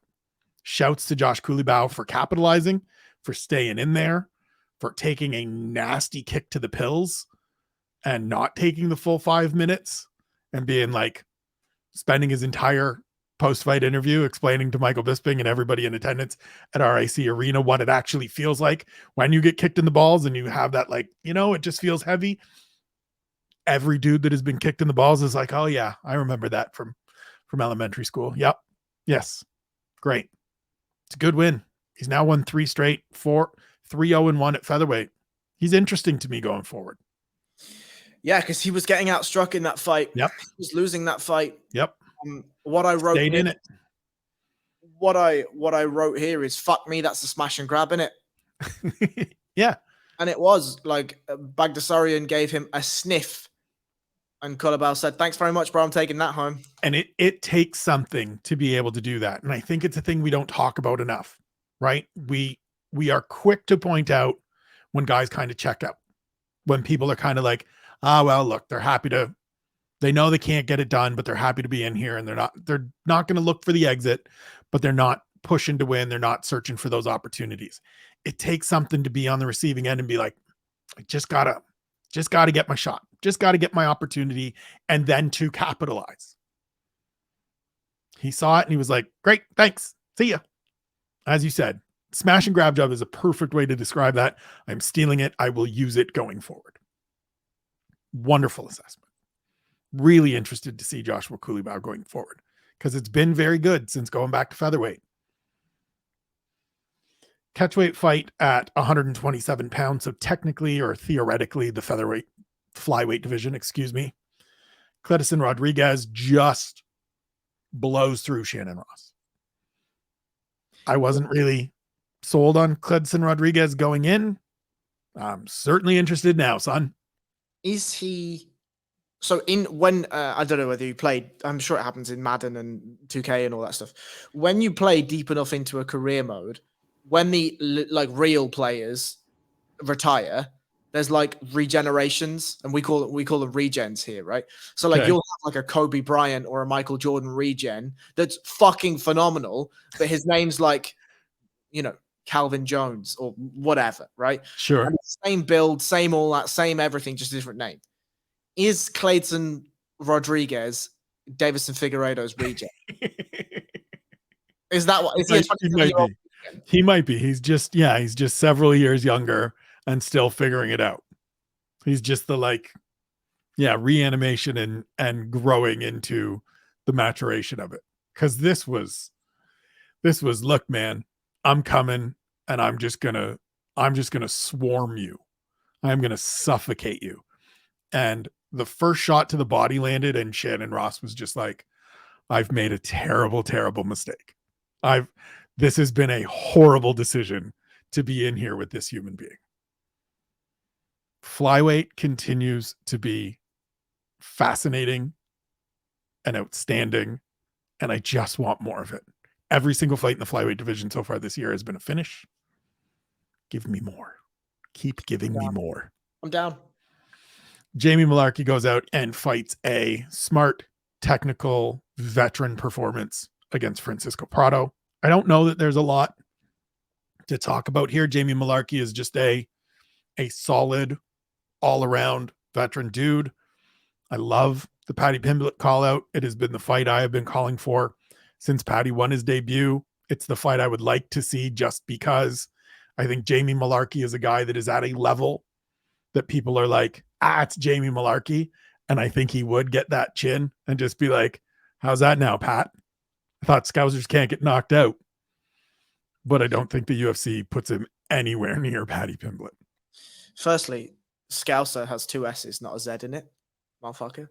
Secondly, I just think this is a really workmanlike performance from Jamie Mullarkey, and I was impressed. Like, Prado came in, you can tell. To me, what this fight told me is that the lower end of the UFC roster, there's a big difference between that and smashing dudes on the regional shows. Because 100%. you go in, and Prado, you could tell his performance was, I walk dudes down and I hit them and they fall over. Right. Jamie Mullarkey was like, what about if I don't want to do that though? What about if I just want to be on the outside? And so I would say Jamie Mullarkey is beyond the low end of the UFC roster. I think there's probably some dudes in the lightweight division that Francisco Prado could be like, I'm gonna walk forward and hit you, and then you're gonna fall. And they would be like, yeah, that's really what's gonna happen here. You're right. Correct. Sure. But against a guy like Jamie Mullarkey that's been in the UFC a few times and has a bunch of fights overall, does exactly what you said of like, yeah, listen, 20-year-old, I get that that's fun. And I get that that's how things have gone for you throughout, but that's not what's going to happen here. You're not even going to hit me very much. It's like when you go from playing basketball against people you are significantly better to, and suddenly you're like, I'm going to run with these guys. So I used to hoop all the time in university. It's probably why I got kicked out for several months. It's one thing when you're running with people that are your level or maybe a little bit below. And then the guys that can really play basketball are like, cool, do you want to come and run with us? And you just don't touch the ball. And dudes dunk on you. And you get run over all the time. And you go up for a layup and it gets smashed into the fourth row. That's what happened. Francisco Prado was me playing basketball in university. That's what that is. Move to the early prelims, closed out by Jack Jenkins, getting a good win over Don Shanis, showing a little bit of everything, showing there's some room to grow, showing there's some quality to what he brings to the table, but we're not maybe going as fast as Jack Jenkins would like to go. I spoke to him during fight week and he was like, look, want to do the Della thing. Kind of want to be fighting somebody in the top 15 this time next year. I don't know that we're going to get there, but I like what I saw and I'm looking forward to seeing more of him going forward. Needs more polish. Yep. He's young enough that he can probably do it. A variety enough, but it feels to me like he's a guy that he's an attrition fighter. Things have to be kind of going his way and he'll wear you down until they are going his way. And then when they do go his way, they go his way. Attrition fighting in modern day MMA is hard. Like you have to have all the other bits and pieces in there to make attrition fighting work. That's why Darren Elkins is, where he is right now and sort of has been where he has been. He's like the elite level of attrition fighting and not many other people are like that. And so, yeah, for Jack Jenkins, look, it's a good win. He picks up a good win. Fair play to him, but there's a lot of polish to be done there yet. Yeah. Be interesting to see what he can add as he gets the next opportunity and provided stay healthy and fight a couple of times this year. Let's see what the rookie year looks like. This is a good start, but let's just see.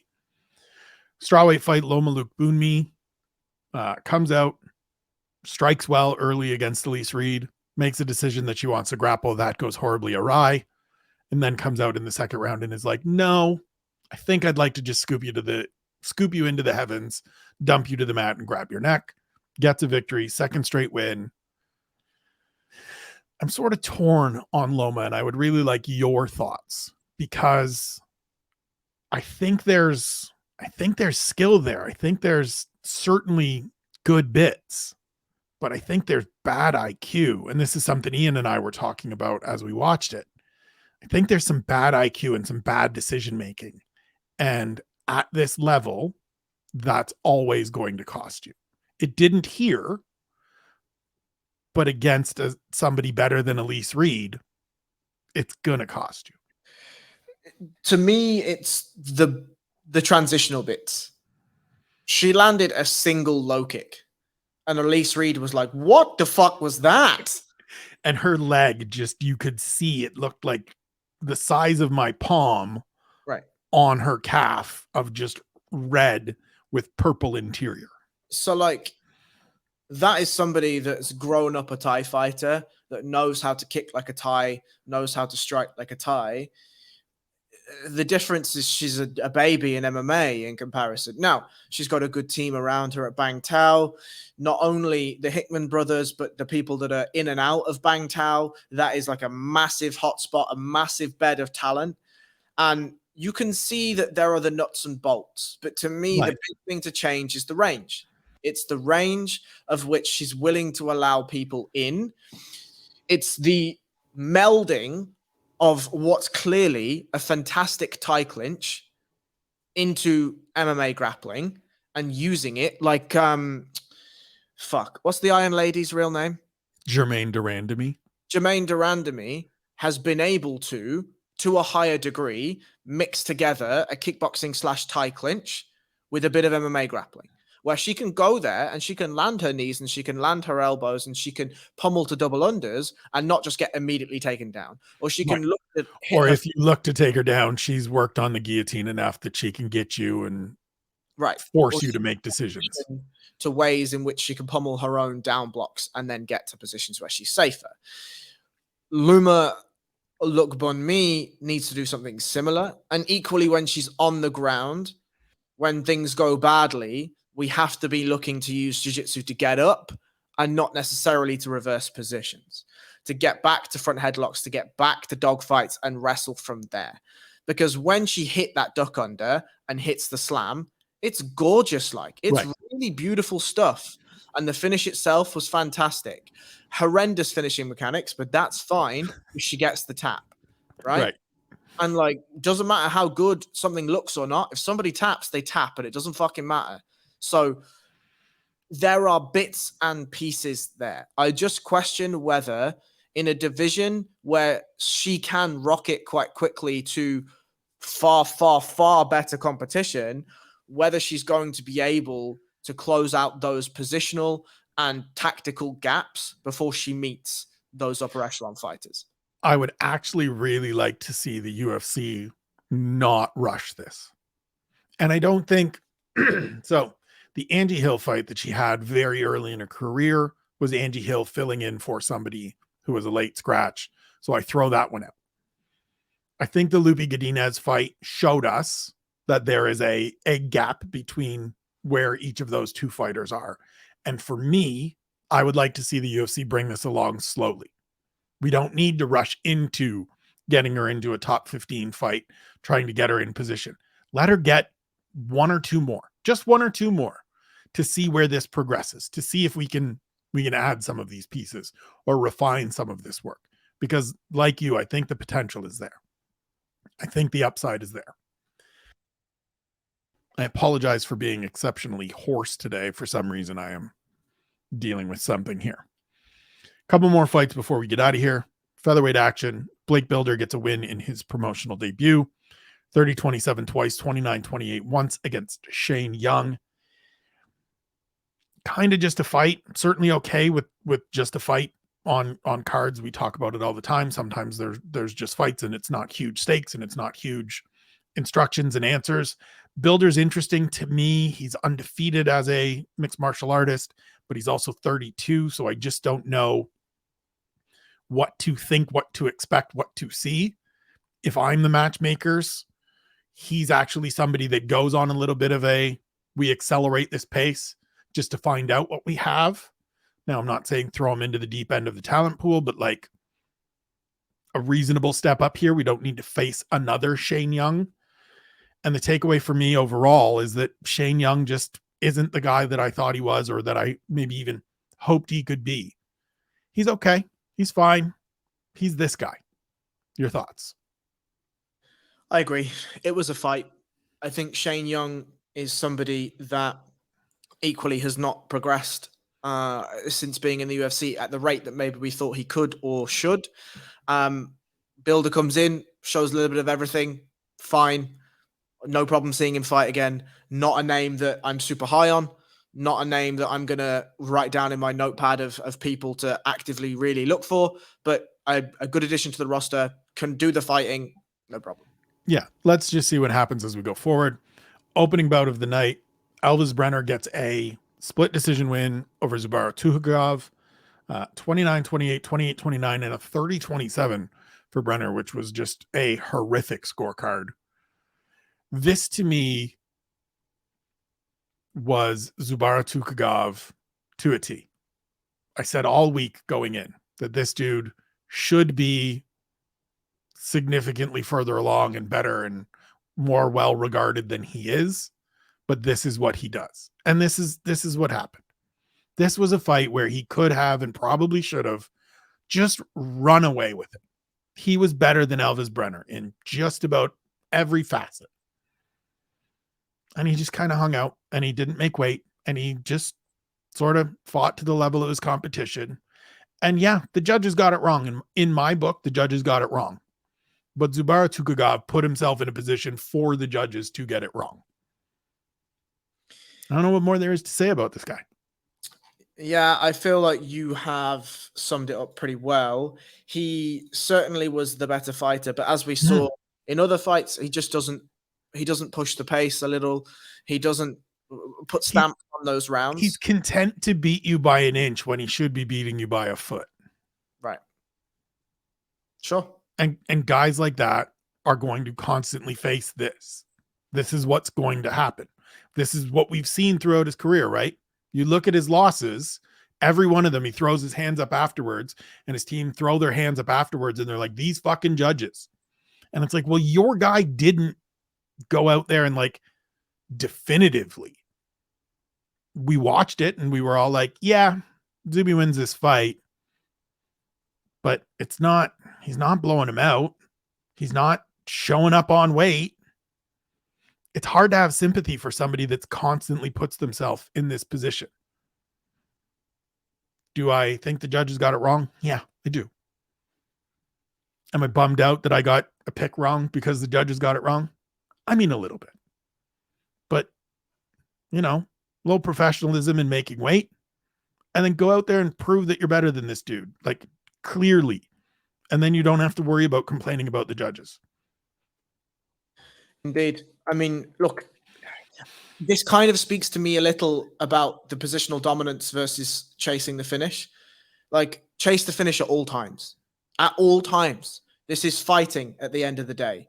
And you need to be in a place where, if possible, we look at the judges' assignments and they never have to do any work. Now that's impossible, right? As we get to the upper echelons of fights, Islam Makhachev, Alexander Volkanovski, yes, they both hurt each other. Yes, they landed shots.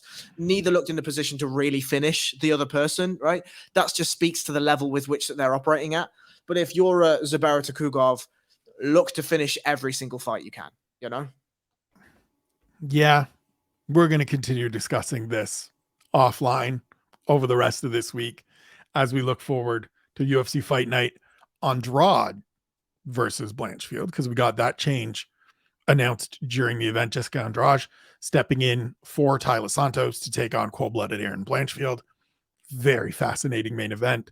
The rest of the card is not great, but we will be here to talk about it. I will be here to talk about it. We will do a preview show this week. I'm sure we will spend 38 minutes speaking about the main event. Harry will then do this, and Ian will ask me to tell everybody about everyone else on the fight card, and I will do my best not to fumble that bag. This was a good event. This was a fun event. I enjoyed this. It was another reminder of how great the Australian crowd is. They were bonkers throughout.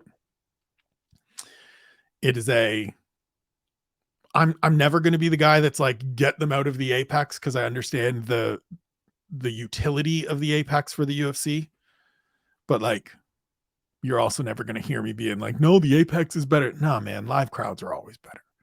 But I will say international crowds are better than North American crowds by far, leaps and bounds.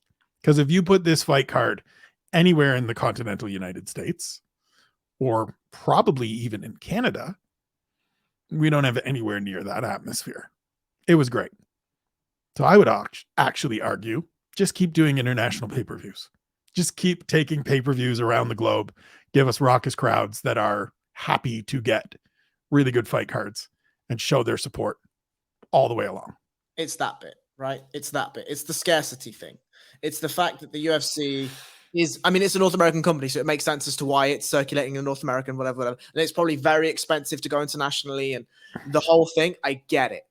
But if you want big fight feels, there's no bigger fight feel than Alexander Volkanovski's walkout, right? Right. And that only happens when you do it in Australia with everyone there and the things and the stuff, right? In the same vein that if let's say McGregor beats Chandler and they want to do Makhachev Chandler, and you take that to Ireland or you take that to Dagestan, boy, oh boy, is that fucking insane. You know what I mean? So like, yeah, I completely agree. Like the only one I've really been a part of is Manchester for Bisping Henderson. And that place blew the fucking roof off at 6 a.m. But you've also been in Dallas for 211, which is a very good fight card. And it's just kind of like, it was fine. Yeah, it was. I was shocked at how I was the most excited person there. The only time I have been, so there have been a couple of times, I shouldn't say the only time. UFC 129 at Skydome in Toronto. Beautiful. Wonderful. But primarily when the two Canadians that were in the co-main and main event walked out.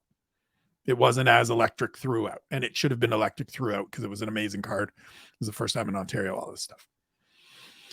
And then McGregor in Las Vegas, 189 and 194. Those audiences were into it. Most everything else is just kind of like, yeah, it's good. And it's certainly the like, you get the this is a big sporting event feel. But it's not like that was on Saturday. And so North America, step your game up. North American fans. And look, I get that it's hard and it costs a lot of money, and all of those things are subjects that we can discuss in future conversations and speakers episodes and any number of things. But just be passionate, guys. Get excited. Be excited about this stuff. Don't just be looking to argue and fight and all of this stuff. Just show some love. I love doing this show. I love talking about these things with you, good sir. I hope you have a wonderful rest of the day. I hope you have a lovely week. Folks, I hope you go and read the Severe Spotlight. It is on Yair Rodriguez. It is up at SevereMMA.com as we speak. While you are there, while you type in, or after you are done reading that, go back to the main page. Go up to the bar where you put in that URL. Throw a /pints on the end of that, SevereMMA.com. Sign up for the Patreon. It is outstanding. Harry Powell is there frequently with the Speaker's Corner. Shawnee and Graham are there with the big show each and every Sunday. 401 episodes. Amazing. 402. I apologize. 402. Ian, Andy, and Quilcher are there with the Old Triangle. They are covering some of the IMAFs, which are going on right now. There's all kinds of other stuff. Takeaways will be there. Go check all of that out. Follow all of the lads on Twitter. Follow Harry at BJJ_Harry Powell. Follow me at Spencer Kite. We thank you. We love you. We appreciate you. Thank you for listening. This has been a blast. For Harry, I am ESK. We'll see you next week.